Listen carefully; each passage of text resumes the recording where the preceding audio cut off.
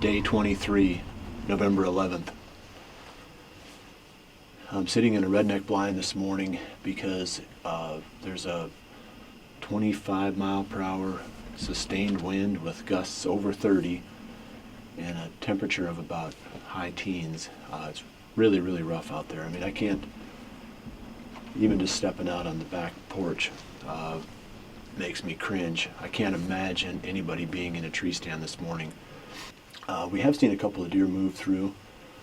When we see a doe coming our way, kind of acting weird, almost like she was being chased, but there was nothing behind her. Then we saw a fawn that was zigzagging all over. I'm not sure we got that. We got that fawn on video. Also, happy Veterans Day. We appreciate the support from all of our veterans over the years for the service that you've given to this great country. And we also want to thank those who are on active duty now. We know what a sacrifice that is, and we appreciate all that you do. The spot we're sitting in is the same one where I killed that buck back on the 23rd of October, and I haven't been here since. There's still plenty of food here. There's big and beastie planted in front and to the side, and then there's a field a ways to the south of us that's got a bunch of it in. So we'll see what we can come up with today to answer the question of whether deer will move during the rut with a 20 plus mile per hour wind and negative wind chill factor.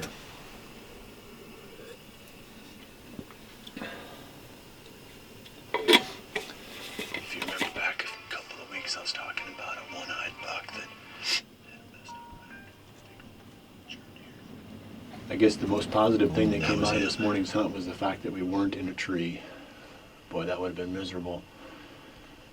So I'm not sure if we learned anything from our experiment here, other than the fact that there wasn't a lot of movement.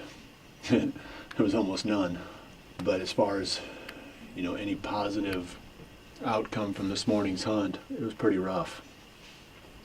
I have to think that with these temperatures, the forecasted low for tonight, and the wind is supposed to drop down a little bit this afternoon, that we're going to have a lot of deer going to corn. So that's where we're going to go. So check back again here. We'll check back with you here pretty soon, and we'll be diving into our afternoon hunt.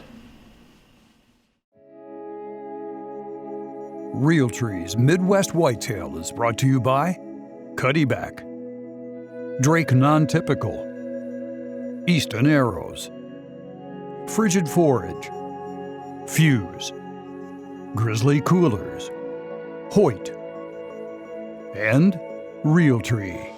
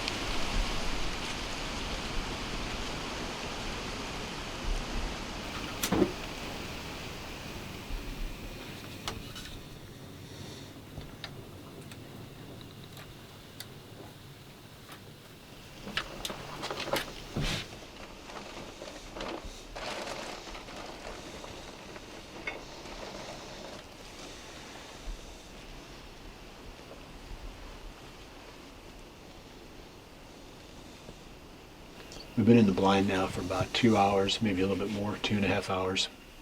And we have about, I'd say, 45 minutes to an hour left. We've seen 2 small bucks and a fawn.